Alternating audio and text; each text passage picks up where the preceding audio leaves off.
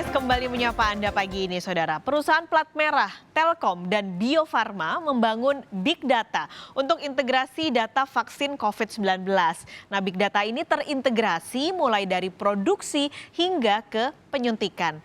Infrastruktur ini diharapkan bisa mencegah duplikasi data vaksin karena nantinya akan ada dua jenis pemberian vaksin, yaitu yang dilakukan oleh pemerintah dan secara mandiri.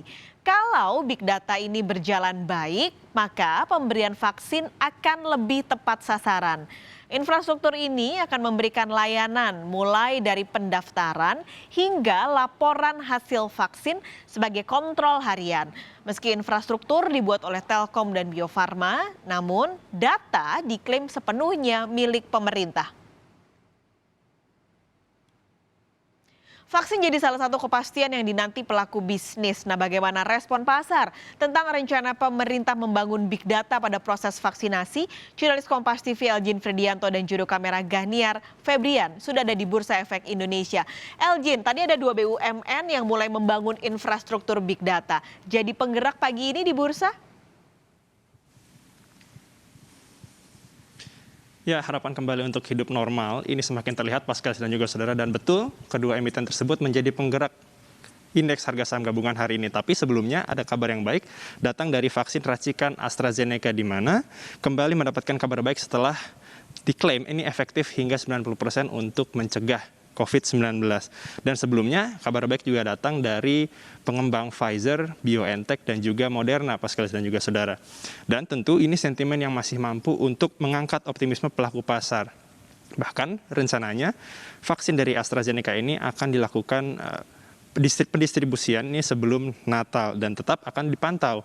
Berikutnya, betul, pemerintah Indonesia ini menyiapkan sistem informasi Big Data yang terintegrasi, tentunya untuk membantu serta memantau pendistribusian vaksin COVID di Indonesia, Paskalis dan juga saudara. Kemarin, Menteri BUMN Erick Thohir ini mengatakan bahwa sesuai peraturan Presiden nomor 99 tahun 2020, target utama dari vaksinasi ini ialah dalam rentan usia 18 hingga 59 tahun dengan total ada 67% yang akan diimunisasi.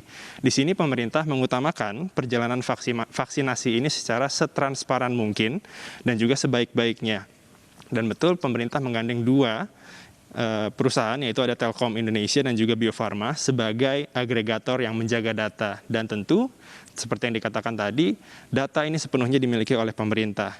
Pihak Telkom mengatakan bahwa sistem ini akan menyortir data kelompok prioritas siapa saja yang divaksin untuk lebih tepat sasaran, dan tentunya untuk mengurangi adanya duplikasi data. Jika saja vaksin di Indonesia ini nanti sudah ada, sistem informasi ini tentu akan mengontrol pengiriman vaksin, jumlah stok vaksin, dan juga akan memberikan laporan harian.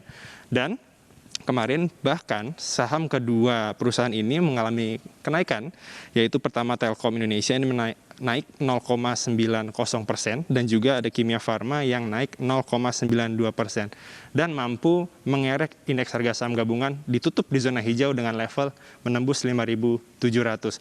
Untuk mengetahui pergerakan indeks harga saham gabungan hari ini, Paskalis dan juga saudara, juru kamera saya Ghaniar Febrian akan memperlihatkan kepada Anda pergerakan indeks harga saham gabungan hari ini lewat dari 23 menit sejak pukul 9 tadi.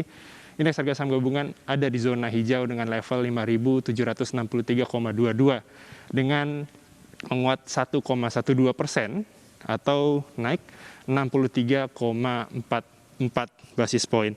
Dan tentu indeks harga saham gabungan ini masih akan disetir oleh salah satu di antaranya tadi tentu vaksin, perkembangan vaksin, dan ada terpilihnya Janet Yellen sebagai Menteri Keuangan Amerika Serikat kemarin.